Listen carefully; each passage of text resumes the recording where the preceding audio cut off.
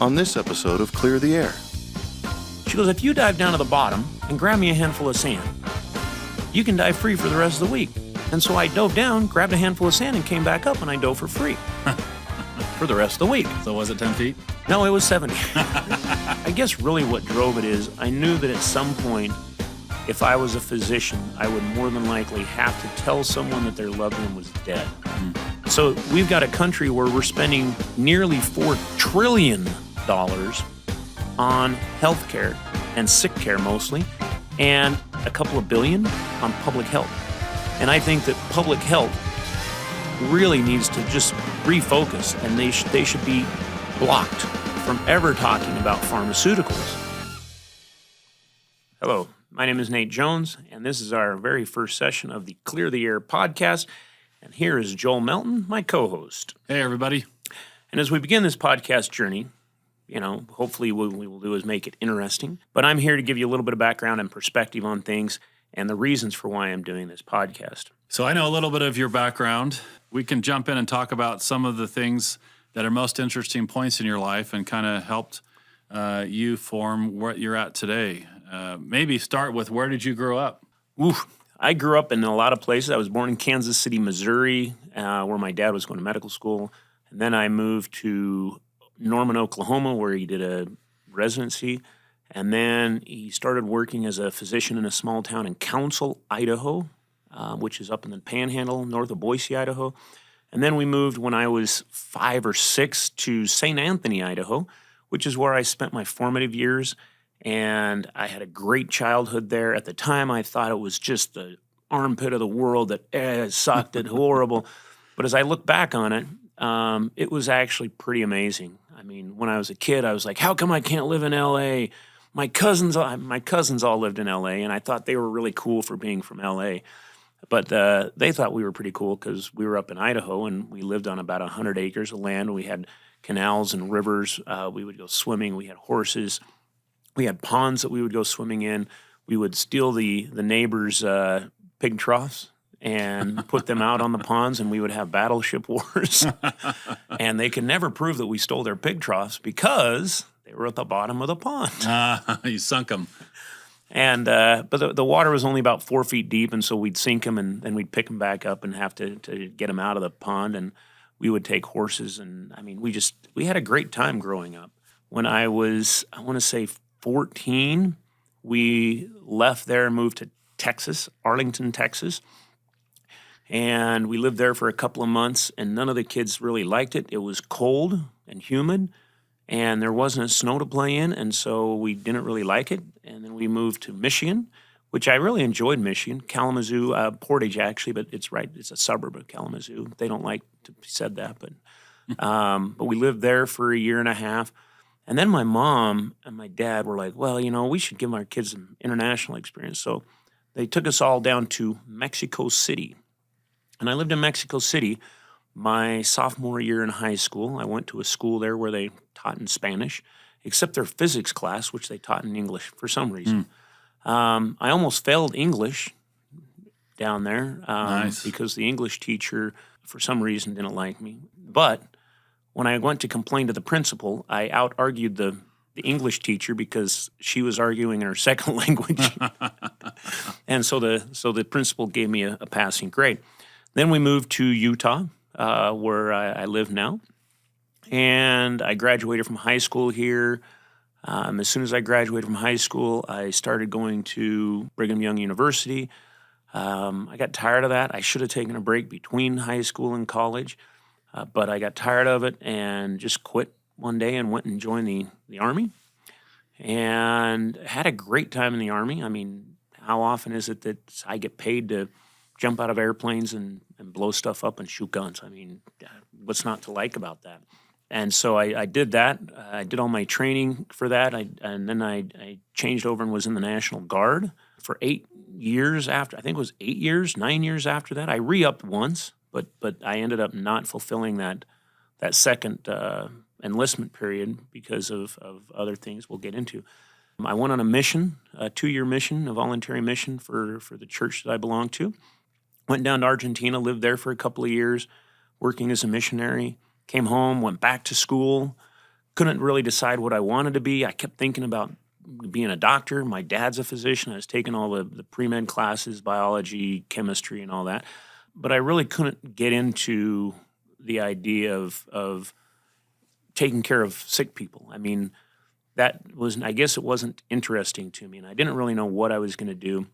The hands-on portion of that, right? Taking care of sick people. I actually don't mind. I want to mind the hands-on portion. It's. I guess really what drove it is I knew that at some point, if I was a physician, I would more than likely have to tell someone that their loved one was dead, had died. And I don't know that I could ever bring myself to do that because I think that would be a very hard thing. I've watched policemen do it, and I applaud them for their. But if I was a doctor, and I had to do that, you kind of have to go give someone a bill and say, hey, here's a bill for $10,000 for what I did trying to save your kid's life. And here's a bill for $50,000 for the mental anguish you put me through because I had to tell you that your kid was dead. I lost all interest when I started thinking of it that way. Then I went down to Mexico to Cozumel and I went scuba diving. And while I was scuba diving, this guy on the boat said, hey, if you like scuba diving, you should become a commercial diver. Hey, it's exciting. Live the life of excitement and danger. And I am a risk taker by nature. And so I quit school and went to school in Seattle for a year to learn how to do the whole underwater construction, diving, welding, bolting, everything. Was this your first time diving when you went down to Cozumel? No, I'd been scuba diving. I mean, I learned how to dive in Cozumel, but that was a previous trip to this one. Yeah. An interesting part of that is my dive master was from Holland, I believe. And we were out diving, and the water was like 70 feet deep where we were diving. I think it was, don't quote me, I mean, this is 20, 30 years ago, so I'm, but the dive master, I looked down the water, and she said, and I said, how deep is the water here? We're diving here? It's like 10 feet deep. And she goes, no, it's 70 feet deep. And I said, that's not 70 feet deep. And she said, yeah, it is. I said, no. She goes, if you dive down to the bottom and grab me a handful of sand, you can dive free for the rest of the week. And so I dove down, grabbed a handful of sand, and came back up, and I dove for free for the rest of the week. So was it 10 feet? No, it was 70. But a number of years later, like 10 years later, we went down there with my mom and my brother and my sister and my stepdad and some other people, and we were diving down there. And I think it was out on Tormentos. But I actually told my brother that, and he dove down, came back up, and passed out. Oh. And he sunk back down to the bottom, and we actually had to go down to the bottom and pull him out. And I mean, he was down on the bottom, pretty much been down there for 5 or 6 minutes before we realized he was gone. And we pulled him back up, and we had to give him mouth-to-mouth and CPR and everything. And we obviously brought him back. He's alive now. And did you give him a free week of diving after that? No. What I did think was part of the reason why we managed to save him is I went and I worked as a commercial diver, and when I was working as a commercial diver, I was actually the medic. And you go through all this training where when someone drowns, you have to bring them back. That's part of what it is. And I think that knowing that and doing that probably played a part. I mean, 'cause we drained his lungs before we gave him CPR. We drained his lungs. You hung him upside down and shook him to get all the water out of his lungs. Because a lot of people, even after they drown and you give them CPR, they'll come back. They'll get pneumonia because of all the water in their lungs. Wow. But he was in the hospital overnight. Maybe, I'm trying to remember, maybe 2 nights, but I think it was only 1 night. And 2 days later, he was back out snorkeling. Wow. We didn't let him go diving again, but he did go out and went snorkeling out on Islas Mujeres, which is a little island just off the coast of Cancun, like a 5-minute boat ride off of the coast of Cancun. But he was out there snorkeling a couple days later. Wow. So I'd just like to point out and set the record straight. Your cousins were cool because they lived in L.A. And we were cool because we lived on a farm. I grew up in L.A. Do I automatically get the cool tag? No, they've lost that a long time ago. Well, I moved out before it turned bad too. Well, good. So a lot of experience. You were in Seattle, you said, to get the training for your deep sea diving. I lived in Seattle from 90, I want to say 94 to 95, I guess, somewhere in there. Had a great time. I really enjoyed Seattle. I went down, airfare back then was just super cheap. I was flying Southwest down to Lake Tahoe every weekend for $50 Oh, wow. to go skiing. I worked driving a shuttle bus at the airport, and I just had to be at the airport. And so I would go into the airport at 10 o'clock at night, and I'd drive people from the parking lot. And after midnight, it would always just die down, and I would just go to sleep on the bus. Every time someone buzzed it, you wake up, you go drive them to their car, you go over to the airport and pick them up, and then you go back to sleep. And I did that all through dive school. Wow. In fact, part of the time I'm like, why am I paying for an apartment? Just sleep on the bus. That's yeah. So bus to CEO. How did your upbringing, or is there certain points you can think back? I mean, you had a pretty good life, moving all over and living the dream. How did that prepare you, or what of those things that you've chose to do kind of develop your perspectives today? I don't know that I would say that I thought that I was living the dream as a child. In retrospect, I thought I was repressed and held back and not able to go to L.A. And, Yeah. I come from a family of 14 kids, and so my parents didn't have money for us to do a lot of the things that a lot of people did. I mean, I never even went skiing until I was 22. They never had any motorized recreational vehicles until I was older.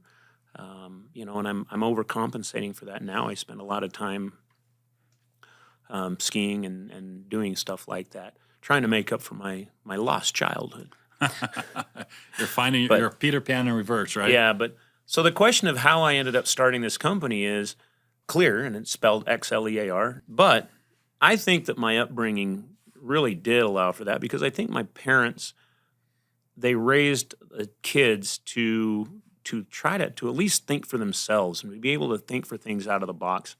But anyways, how I came into this is because my dad, as a physician, again, thinking outside the box, he is the one that actually invented the main product that we sell. And he didn't really want to start a company. He enjoys being a doctor. He enjoys working with people and being a physician. And so I took the product and started a company. And the reason why I was set up for that was because even working as a diver, when I worked as a diver offshore in the oil patch off the coast of Louisiana and Texas, I was saving up money so that I could come back to Utah and start a diving business here in Utah. People don't really think of Utah as having a lot of diving business, but there's a fair amount of dive business. There's plenty of dive business here to support a small diving company, because you have to, all the dams and the bridges and everything like that, they're supposed to be inspected every couple of years, and you have to send divers down to do that. So how I ended up doing this is, of all of my siblings, none of my other siblings really wanted to quit their jobs in 1999, 2000, and take the risk of starting a company. And I had just had an experience diving where they dropped, it's called a submar mat, on top of me that, could have killed me if I'd been standing differently, but I was standing, I was on the bottom of the ocean down in Mexico.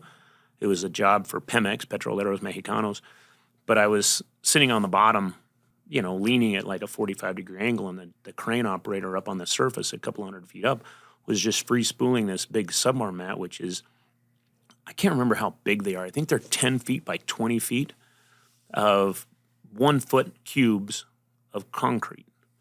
And when you put two pipes running against each other under the water that are going to have oil or anything flowing through them, you have to separate them and I think it's 4 feet to get the current that's created so that the pipes don't rust. And we were sending these submar mats, and the guy was just free spooling it down. I don't know, he was tired. I always liked working in the night shift, so it was probably 3 or 4 in the morning. And anyways, I came out of that, and that was the last time I dove as a commercial diver. I came up and said, I'm out of here. I just had saw the light.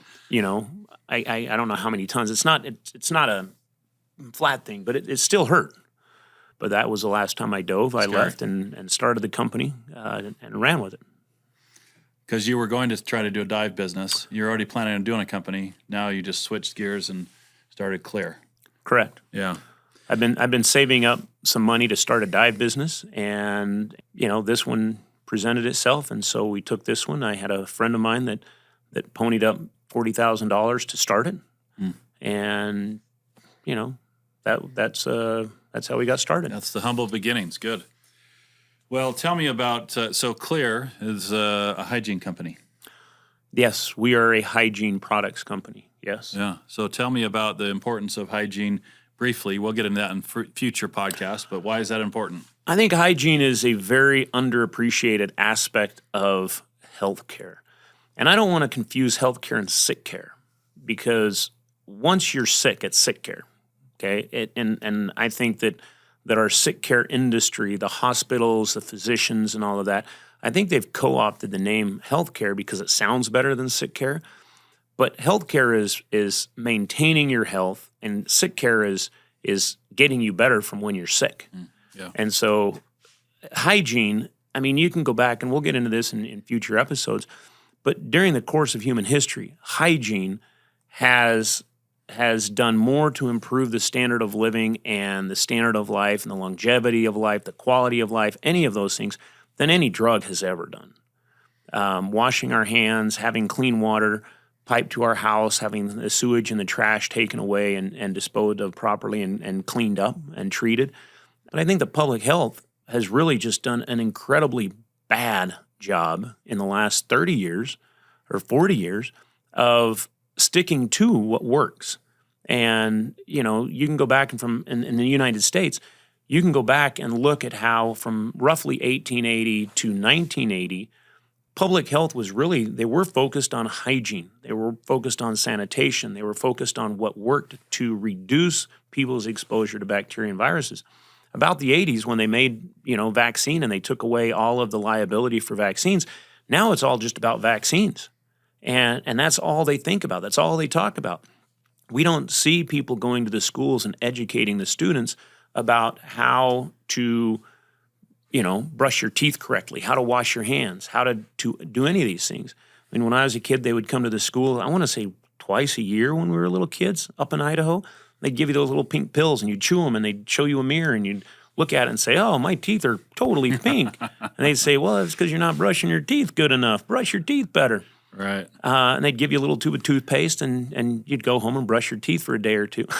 Yeah. I still have all my teeth. But they don't do that anymore. My kids have never had that at school. And I think that's a travesty because, we've looked at, and I've tried to pull data and get a good idea, and it's hard to find the data. But we know that in the United States, about 20%, it's 18%, so roughly 20% of our GDP, 18, I'm just going to use 20 as a rounded number, of our GDP is spent on sick care, on health-related stuff. And the best number that we can find for money being spent on public health is a couple of billion. So we've got a country where we're spending nearly $4 trillion on health care and sick care mostly, and a couple of billion on public health. And I think that public health really needs to just refocus, and they should be blocked from ever talking about pharmaceuticals. They should be talking about exercise, nutrition, hygiene, and sanitation. And that should be the extent of what they do. Makes sense. I mean, I think it's a misnomer then to say public health and healthcare, like you said. It's sick care because most of the time they're going to get healthcare. They've got something wrong or there's something that they're trying to get solved. Public health is the misnomer because of what you just said.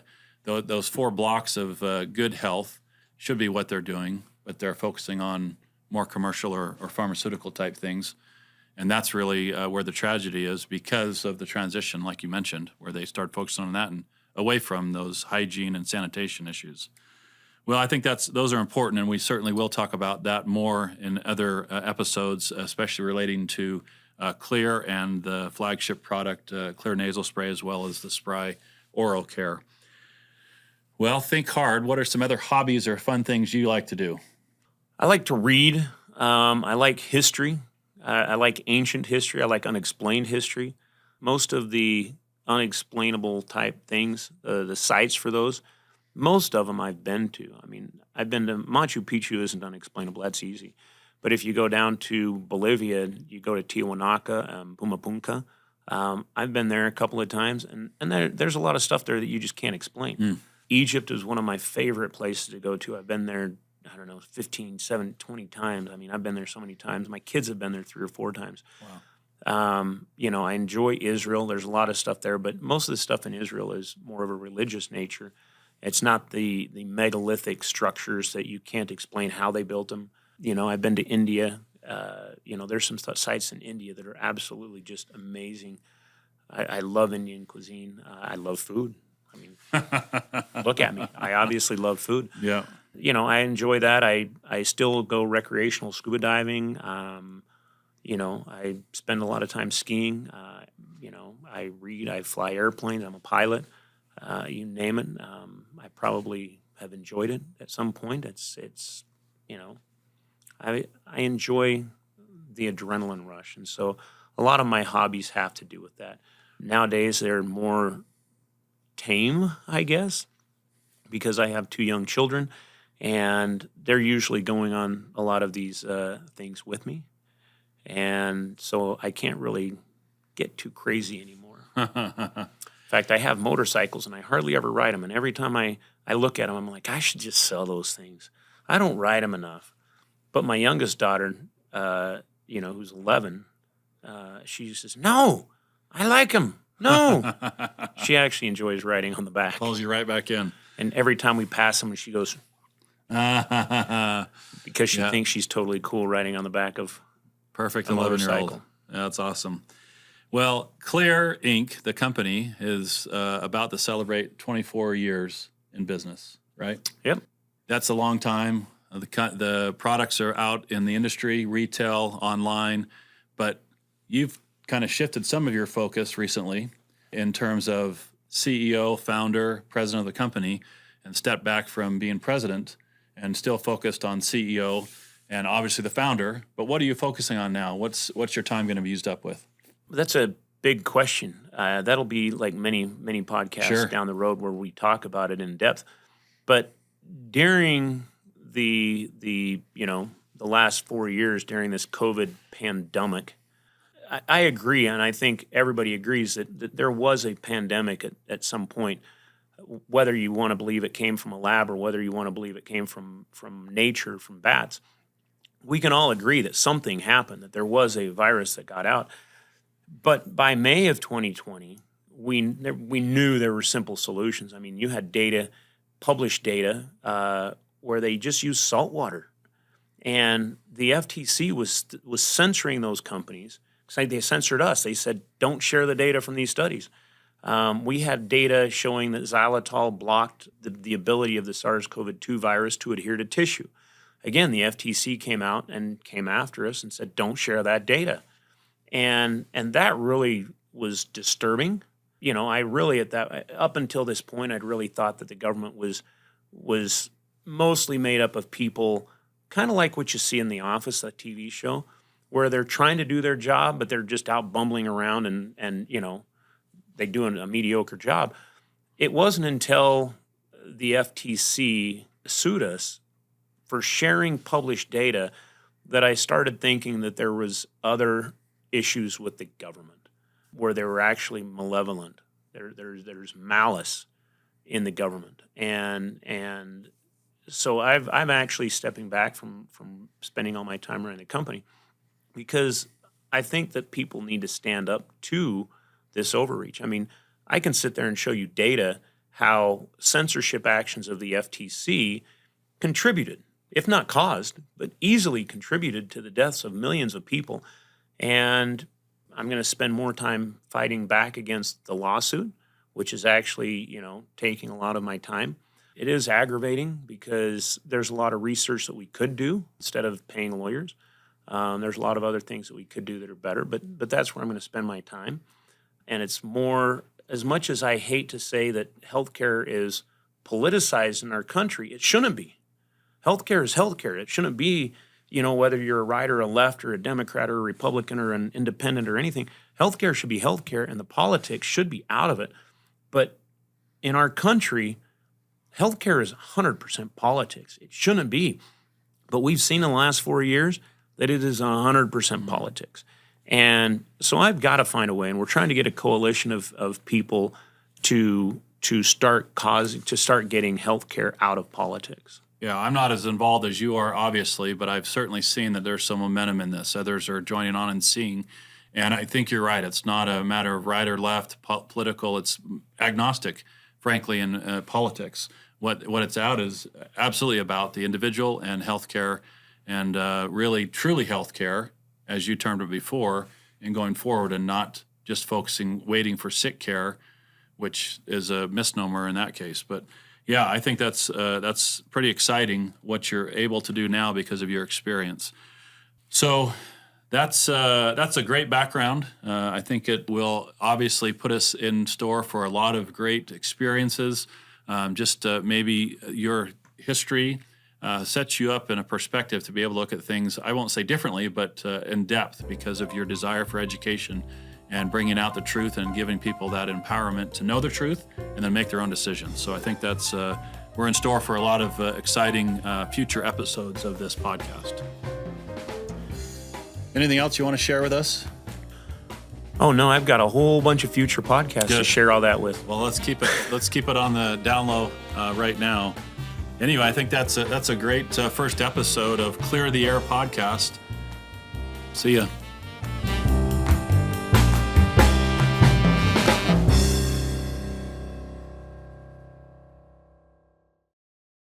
This episode of Clear the Air was hosted by Nate Jones, co-hosted by Joel Melton, produced by David Monk, associate producer Matthew Davis.